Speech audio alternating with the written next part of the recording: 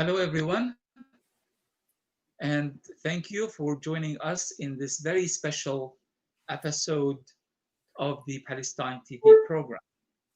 We decided to do something slightly different this week. First of all, to give ourselves a break, but also to give you a break from politics into the world of art and music. Now, many of you know Romana Rubeo as the very talented managing editor of the Palestine Chronicle. But what many of you may not know is that she is also a talented and well regarded musician in Italy as well. Today, she is going to be performing several pieces for us, um, some taken from Italian music. She is going to be playing Bella Ciao, you guessed it, but also several pieces from perhaps the greatest Arab singer who has ever lived, and that is Fairuz. And it's her own improvisation of the music, and she is going to be playing the flute for us. So hang around. I promise that you're going to enjoy this. Please make sure that you share as soon as you can so we can include as many people as we can in this concert. And Romana, welcome. Ramzi, unfortunately, I lost you for a moment, so I hope that the technical issues will not be a problem tonight. I don't know if you, I couldn't hear the last 20 seconds of what you said. All I said is, Romana, welcome. Thank you. Hello, Ramzi, and hello, everybody, of course. So let's get right to this. First of all, tell us briefly, if you would, about your music background.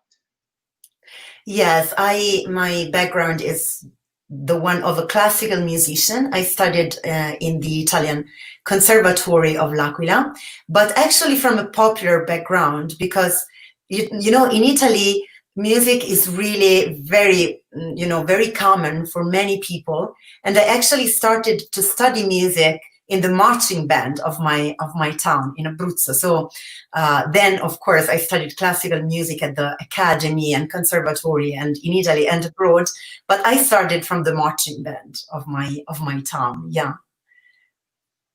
Excellent. And I can tell that there are several Italians who are already joining us right now. So tell us about the first piece of music you want to play. Yes, of course, I need to specify that all of these pieces, especially even the two Italian ones, but the Arabic music, of course, it wasn't meant to be played by a flute. In the Arab tradition, there are several musical instruments that have sonorities and tunes that are not very common in our music. So I tried to musically rearrange the pieces and the melodies, trying to find the best solution, I hope, to depict the pictures that we are going to show. I was inspired, of course, by the pictures of Palestine, which is a land that I really love, of course. Absolutely. So just the title of the piece of music. Yeah, it is called Alamuni. In its most iconic version, it was performed by Fairuz, and it is in D minor. Yeah. Right. Allamuni to the images of harvest in Palestine.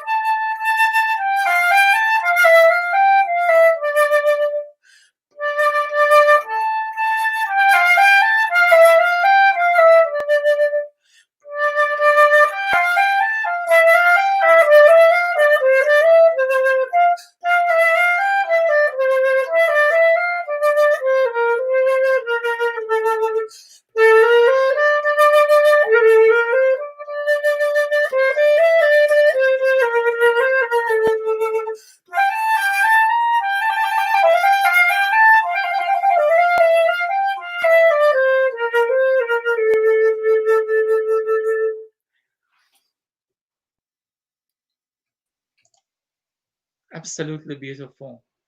Thank you for that. Fairuz has always been kind of just a staple in terms of music in my household back in Gaza. Yeah. Uh, quite often every Friday we woke up to the sound of Fairuz. Although her earlier music, which I think Alamuni kind of falls into that school, kind of was the favorite, especially for my father's generation and for my grandparents' generations. Her newer music, which became quite popular with the younger generations, you're going to be playing some of that later on, especially the music of Rahabani in particular. And we are going to be talking about this in a second. Tell us more about the second piece. And if you could kindly continue to show your flute so that our readers know that this is, or our viewers know that this is a musical tribute and not a political discussion. So tell us more about the second. Yeah, the second piece is an Italian piece, and I see that there is Giuseppe, who is a comrade and a great supporter of Palestine, and I am sure that Giuseppe knows this piece. Because this is a piece from the resistance, the Italian resistance to the Nazi military occupation. Of course, the comparison is stunning. I always think of Italian resistance when I speak and talk about Palestine. And it's called, like, the most famous title is The Rebels of the Mountain, because of course the Italian partisans went up to the mountain to fight against the military occupation. Beautiful. And we're going to be showing the first image we're going to show here is the rebels of the Palestinian mountains during the 1936 revolution against British colonialism and the Zionist settlement movement over here. So you can go ahead and get started, Romana. Absolutely.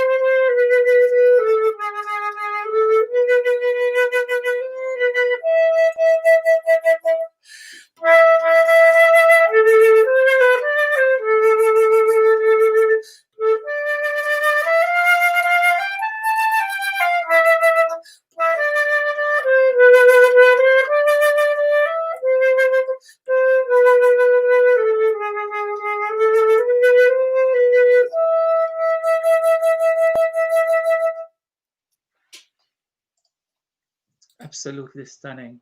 One thing that I noticed that just looking at the images of the Palestinian Revolution and listening to the incredibly beautiful and well performed Italian melody, it doesn't feel that there was, that these are two different worlds.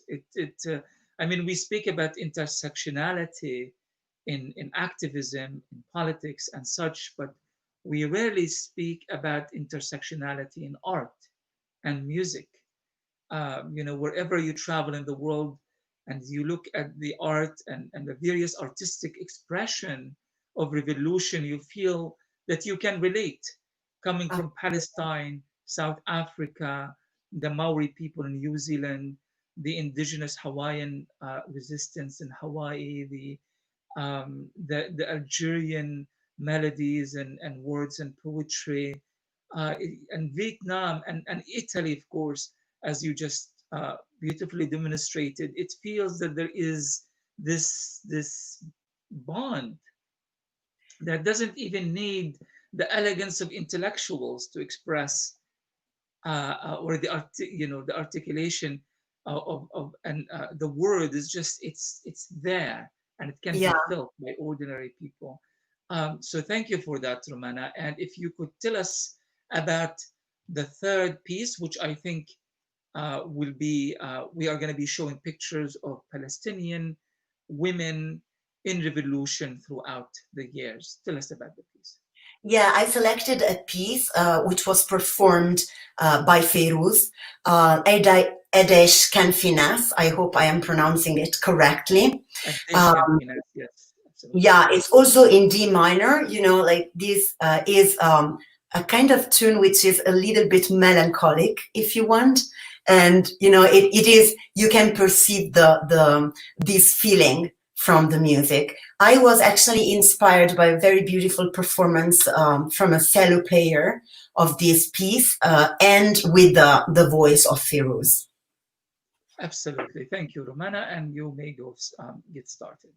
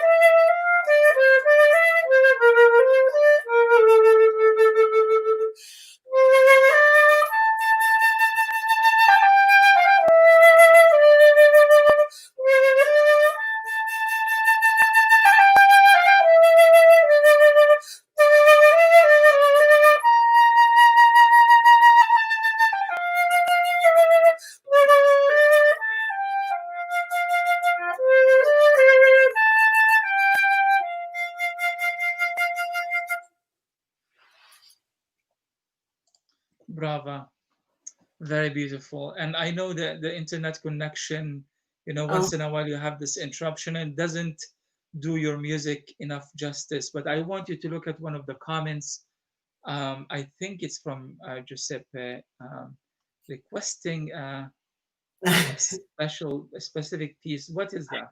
I think he's joking. Like, Pooh are not really particularly engaged band. They are like light, very light band in Italy. I Okay, don't so know. apologies, Giuseppe. We are not going to be playing the piece you requested. um, we can now move on to Yes. the next topic, and that is children. The thing that is so inspiring and beautiful about Palestinian children is that growing up as a child in a refugee camp, I remember that kind of sense of confusion that you kind of feel that you don't really fully grasp the political complexity of what's happening and how it's affecting your everyday life, the army, the soldiers, the killing, and yet somehow it kind of pushes you to the front line and it pushes you to claim, to become adult, much earlier than you need it to be, and then you kind of take your place in the trenches, and you look after your family, you protect your younger siblings, and you carry on with life as if it's the natural state of affairs. So this is our tribute to Palestinian children. If you could tell us briefly about this piece. Yeah, the piece is Nassam Alaina Al Hawa. Also, I hope I am pronouncing it correctly. I chose it because it mixes some tune of melancholy like before, but also some, some hope and joyful. It's joyful in a sense, and I think it represents the soul of Palestinian children. And just a shout out to Fawzi Mahmoud, Palestine Chronicle Yeah. uh, photographer in Gaza. Some of the images we are going to be showing are those by Fawzi. So thank you, Fawzi, for all the work that you do for the Palestine Chronicle, for all the work that you do to convey the struggle and the everyday resistance of the Palestinian people, and for also countering the mainstream narrative by humanizing Palestinians beyond the stereotype. So go ahead, Romana.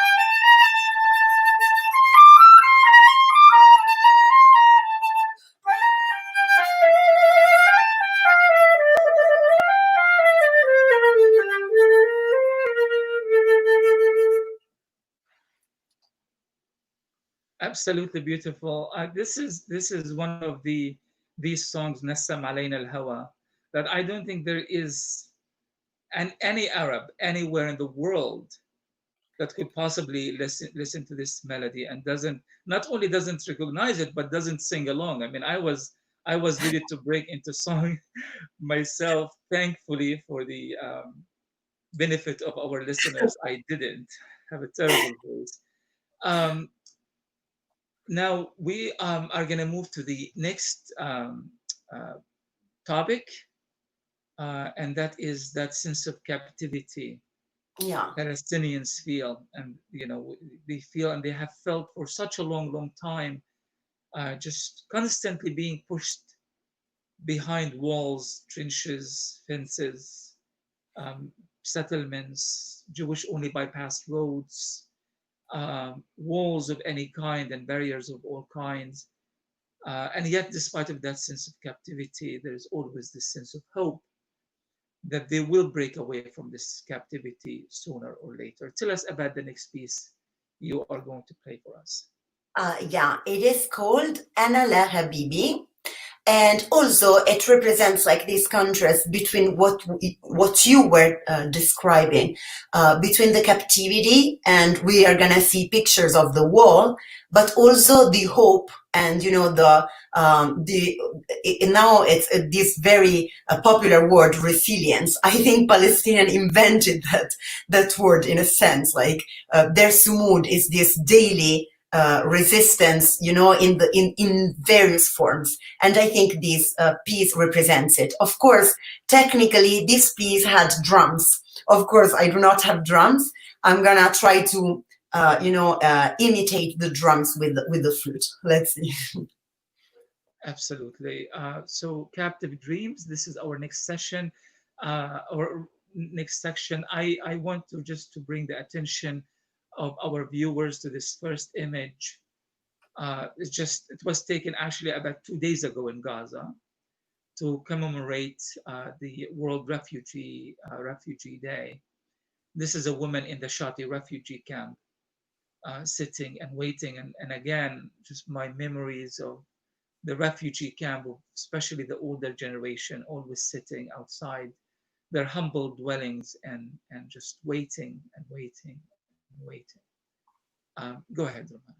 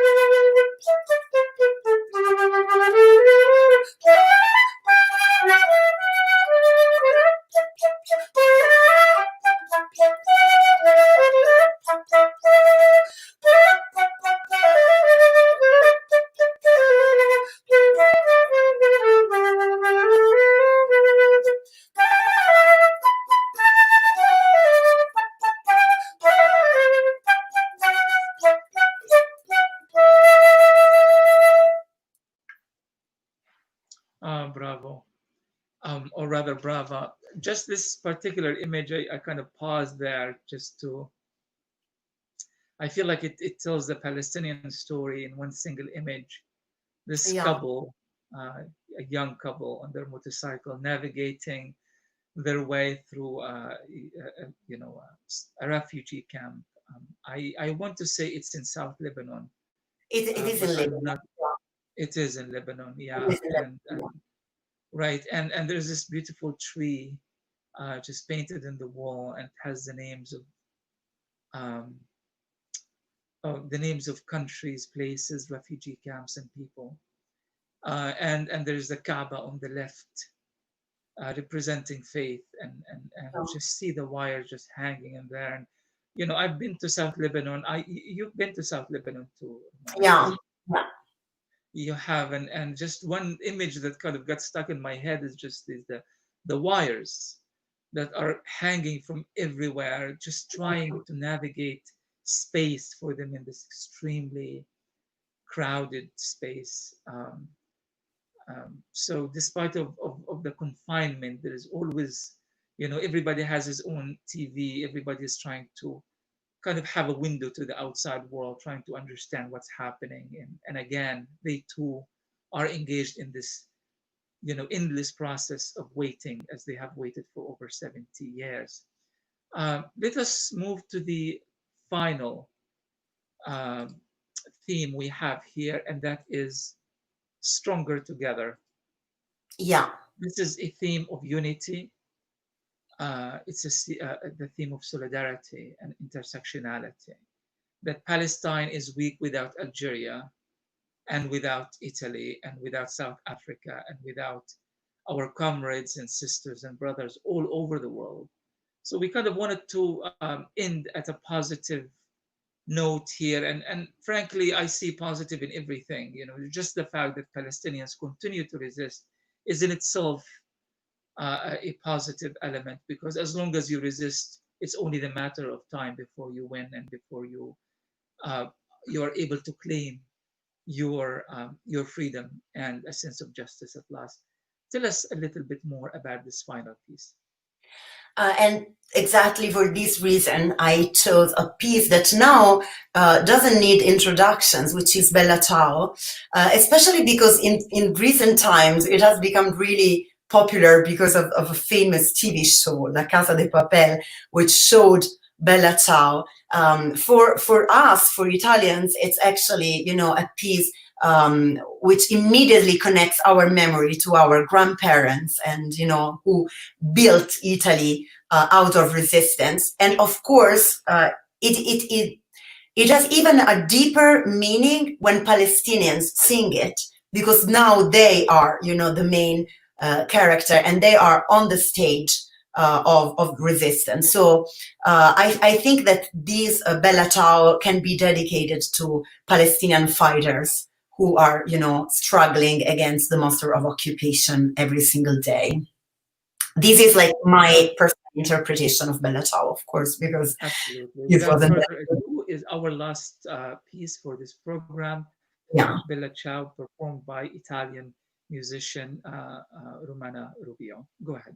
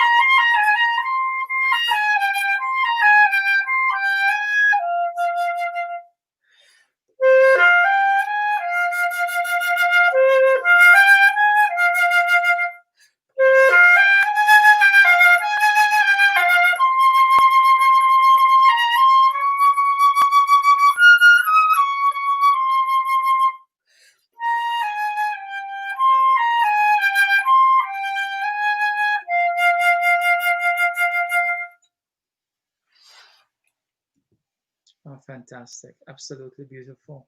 Do you have any energy left in you, Romana? Yes, of course. You do. It's just because this particular piece it's very, very beautiful, and there was like some technical glitches in the internet connection. Maybe if we try it again one last time, and I promise we will leave you alone after this, No, it's just to make sure we kind of provide the best possible version considering the internet problems. So if you could kindly. yes, sure. I'm sorry for the technical issues then. Absolutely.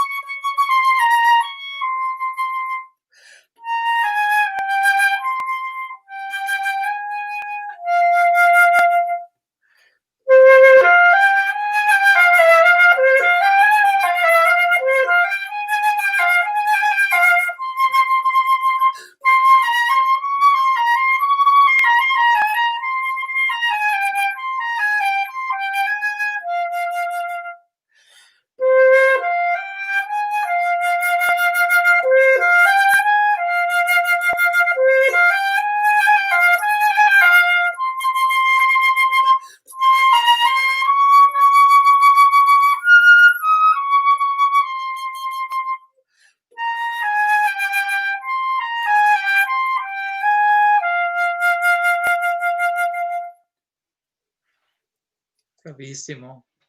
Excellent, excellent job. Thank you very much, Romana, for this. And one of our friends, Giuseppe, again is asking me to speak Italian. One Yeah. day, Giuseppe, I will speak Italian. So thank you so much for all of those who joined us.